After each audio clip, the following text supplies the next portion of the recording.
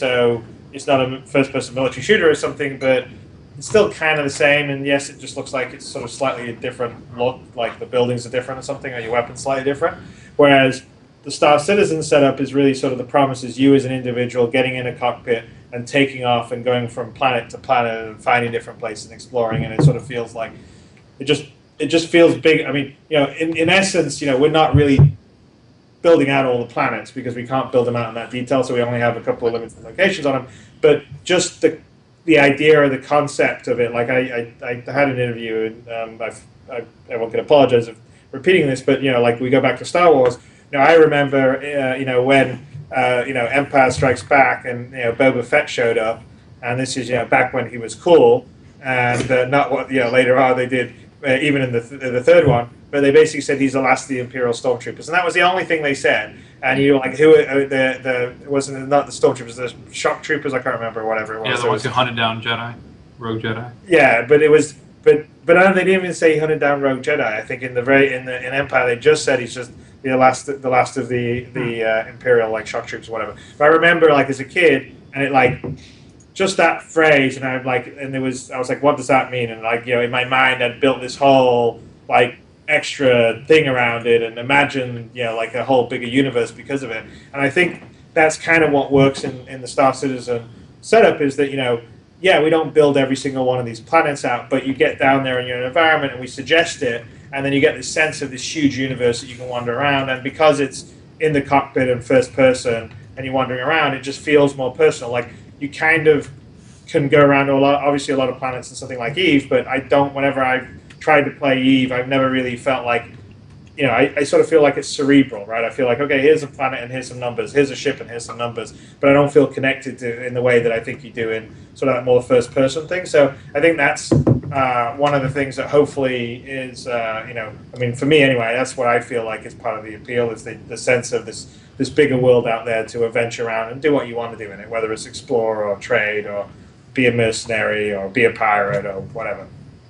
Absolutely, and I think one of the other big appeals for me is also the idea of the ship as a character, which again goes back to both the Firefly and the Star Wars Millennium Falcon.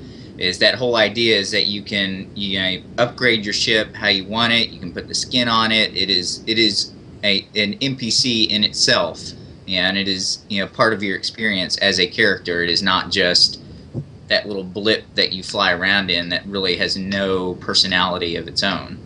Yeah, no, totally, absolutely. And that's a big part. And then I guess the other thing is, and this goes on to things that, for me personally, one of the things I'm most excited about, and now we actually have the Constellation and engine, so we got to hook up some of the functionality that will enable this properly. But that idea of actually being inside the ship while you're flying around, even while you're in combat, or you and three of your friends on the Constellation, and you come out of a jump point and you're getting attacked, and you turn to the friend to your side and says, "Get in the turret." And gets out of the your co-pilot seat, runs back, gets into the seat of the turret. It goes, raises up, the top armor things open out, the turret comes out, deploys, and you've got one of your friends running the turret, and you're flying the ship. Maybe your other friend goes to the other turret, and someone else runs in the P-52. And you've got the whole Millennium Falcon thing where it's you're fighting and people are coming in and don't get cocky, kid, kind of thing. So it's absolutely. I think that level of fidelity hasn't been there before, and that's one of the things that I think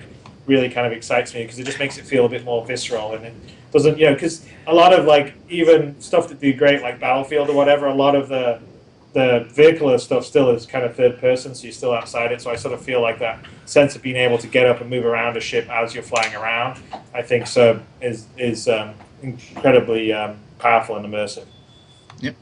So if you don't mind, I showed you earlier some questions. I figure I better get to it, otherwise we'll sit here and talk about how much we love Star Citizen and run out of time. No, I'm biased, obviously, but go on. Really?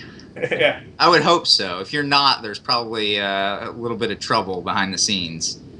Okay, first question is, you've talked about kind of how the setting that you're basing off of the UEE, and you've got Earth that kind of has a facsimile to Rome, and you've got Terra kind of as Byzantium, or Constantinople, whatever you want to call it. And so I wondered, depending on not only where you're taking missions from, but also necessarily like what ship you fly.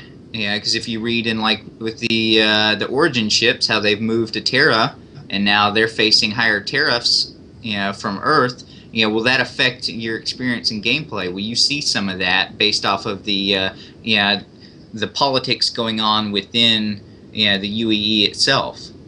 No, most definitely. So, I mean, part of the idea with why we based it that way is we actually wanted to almost model or simulate like kind of the fall of Rome, so to speak, but it's not really the fall of Rome; it's the fall of the UEE, where, as eventually in live game terms, we will eventually have the UEE break into sort of the eastern and western components, just like it did in ancient Rome, and you'll definitely see. So, you'll see the effect of it in tariffs and kind of generally happy and happiness. I mean, that's kind of the point. That's why we've been running those seeds of it, because that will generate a whole bunch of extra sort of intrigue and missions, and so we just think it's a more interesting environment to set the game in. I mean, I was kind of like, at one point I kind of wanted to sort of do a privateer game, which is sort of the in the Wing Commander universe, but in some ways, not being in the Wing Commander universe in what we're doing in Star Citizen is kind of liberating, because we got to essentially construct a universe.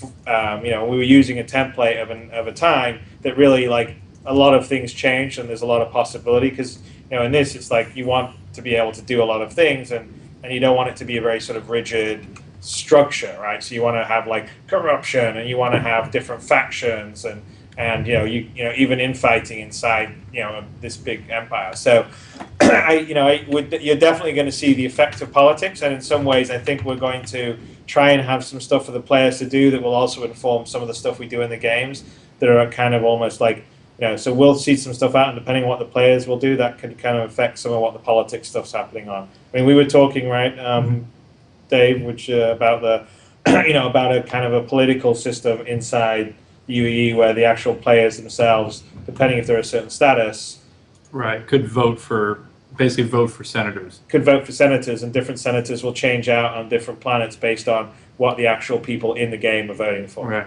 If they elect somebody new, he might enact, it might be on a policy of like isolationism, for example. So think about it as an in-fiction way, like you could go, hey, community, do you want to have more of this or more of that? Right? And that's like the non-in-fiction way. The in-fiction way is there's elections in the universe, and the people in the Empire, but the people that have voting rights basically vote for the senator that's the proponent of more trade or more war, basically. Okay, and then kind of on the same theme of you've talked heavily about that kind of fall of Rome influence. Are there any other historical eras or events that you're trying to really base any other parts off